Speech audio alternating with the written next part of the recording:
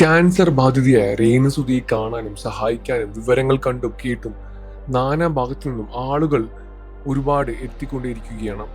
പക്ഷേ കിച്ചു മാത്രം വരുന്നില്ല. രേണുവിന് രോഗം സ്ഥിരീകരിക്കുമെന്ന് പ്രചരിച്ചപ്പോൾ തന്നെ മുതൽ രേണുവിനെ കാണാൻ പോകുമെന്ന് ആരാധകർ കിച്ചുവിനെ ഉപദേശിച്ചു. നിരന്തരമായി ഇതുമായി ബന്ധപ്പെട്ട് കമന്റുകളും ഉയർന്നോടെ കിച്ചു കഴിഞ്ഞ ദിവസം രേണുവിനെയും കുടുംബത്തെയും കാണാൻ ചെന്നുവത്രേ. ഈ സാഹചര്യത്തിൽ ഇപ്പോഴത്തെ സോഷ്യൽ മീഡിയയിൽ പ്രത്യക്ഷപ്പെട്ട കുറിപ്പാണ് ശ്രദ്ധ നേടുന്നത്. സ്വന്തം യൂട്യൂബും ഇൻസ്റ്റയും ഫേസ്ബുക്കും റീച്ചാക്കാൻ വേണ്ടി വിക്ടിം പ്ലേ കളിച്ചതാണ് കിച്ചു എന്ന ഫേസ്ബുക്ക് യൂട്യൂബർ കുറിക്കുകയാണ്.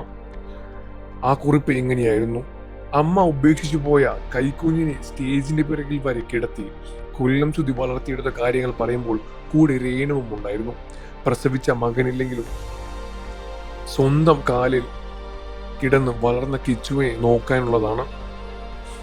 എന്നിട്ടും അവന്റെ യൂട്യൂബും ഇൻസ്റ്റയും ഫേസ്ബുക്കും റീച്ചാക്കാൻ വേണ്ടി സ്വയം വിക്ടിം പ്ലേ കളിച്ചു. രേണുവിനെ സമൂഹത്തിന് മുന്നിൽ വലിച്ചു കീറി കൊടുത്തു. പേജുകൾ വളർത്തിയെടുത്തു. സഹതാപ വേട്ടകളെല്ലാം തന്നെ ഒരുപാട് വന്നു. അപ്പോഴും രേണു ഒന്നും വേണ്ടിയില്ല. രേണുവിന് കീമോ സ്റ്റാർട്ട് ചെയ്തപ്പോൾ മനുഷ്യത്വത്തിന്റെ പേരിലെങ്കിലും ആരും പറയാതെ തന്നെ പോയി കാണണം എന്ന് വിചാരിച്ചു. അവന്റെ വീഡിയോയ്ക്ക് താഴെ അമ്മയെ പോയി കാണൂ എന്ന കമന്റുകൾ കുമിഞ്ഞുകൂടിയപ്പോൾ കഴിഞ്ഞ ദിവസം അവനൊരു വീഡിയോ ഇട്ടു. അതിങ്ങനെയാണ്: അപ്പോൾ എന്തെങ്കിലും പോകാൻ തീരുമാനിച്ചു. വിഷമമുള്ളവരൊക്കെ തന്നെ അങ്ങോട്ടും മാറ്റി നിർത്തി തീരട്ടെ. കൊല്ലം സുധി കഷ്ടപ്പെട്ട് വളർത്തിയ മകനാണ് രാഹുൽ. സ്വന്തം മകനില്ലെങ്കിലും അവനെ ഈ നിലയിൽ എത്തിക്കാൻ രേണുവും ഒരുപാട് നോക്കി കഷ്ടപ്പെട്ടിട്ടുമുണ്ട്. ഇപ്പോൾ രേണുവിന് കീമോ തെറാപ്പി ആരംഭിച്ച സാഹചര്യത്തിൽ ആളുകൾ പറഞ്ഞിട്ടല്ല, സ്വന്തം ഉത്തരവാദിത്വത്തോടെ അവരെ പോയി കാണണമെന്നായിരുന്നു കിച്ചു. അങ്ങനെ ചെയ്തിരുന്നെങ്കിൽ ആളുകളുടെ മനസ്സിൽ കിച്ചുവിന് വലിയ വാല്യൂ കൂടിയേനെ. സോഷ്യൽ മീഡിയ റീച്ചിന് വേണ്ടി സ്വന്തം നിലപാടുകൾ മാറ്റുന്നതും വന്ന വഴി മറക്കുന്നതും ശരിയല്ല. എത്ര വളർന്നാലും നമ്മൾ സ്നേഹിച്ചവരെ നമ്മൾ ചേർത്ത് പിടിക്കുന്നതിലാണ് കാര്യം. ഒരാളുടെ മോശം അവസ്ഥയിൽ ചേർത്ത് പിടിക്കാൻ യഥാർത്ഥ സ്നേഹമുള്ളവർ ചെയ്യും. ഇങ്ങനെയെങ്കിലും രേണു അമ്മയെയും അനിയനെയും കിച്ചു ചേർത്ത് പിടിക്കണമെന്നായിരുന്നു കുറിപ്പ്. ഇതിനെ അനുകൂലിച്ചും പ്രതികൂലിച്ചും കമന്റുകൾ പ്രത്യക്ഷപ്പെട്ടു.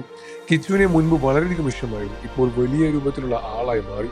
അതിനുശേഷം രേണുവിനെ അവൻ മറന്നു. കൊല്ലം സുധിയെ വെച്ചല്ല ഈ രേണു വിക്ടിം കാർഡ് കളിച്ചിറക്കിയത്.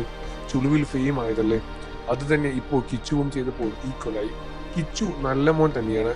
അവൻ വരാത്തതിലുള്ള പരിഭവം രേണു സോഷ്യൽ മീഡിയയിൽ പറയാതെ രണ്ടുപേരും പരസ്പരം ഫോൺ വിളിച്ച് സംസാരിച്ച് തീർത്താൽ മതിയായിരുന്നു.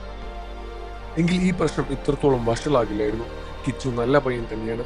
രേണുവാണ് അവനെ ഇങ്ങനെ ആക്കിയെടുത്തത്. രേണുവിന്റെ മുൻകാല പ്രവർത്തികളാണ് അവനെ ഈ നിലയിൽ എത്തിച്ചത് എന്നെങ്ങനെ നിങ്ങളുടെ പോസ്റ്റിന് ലഭിച്ച കമന്റുകൾ.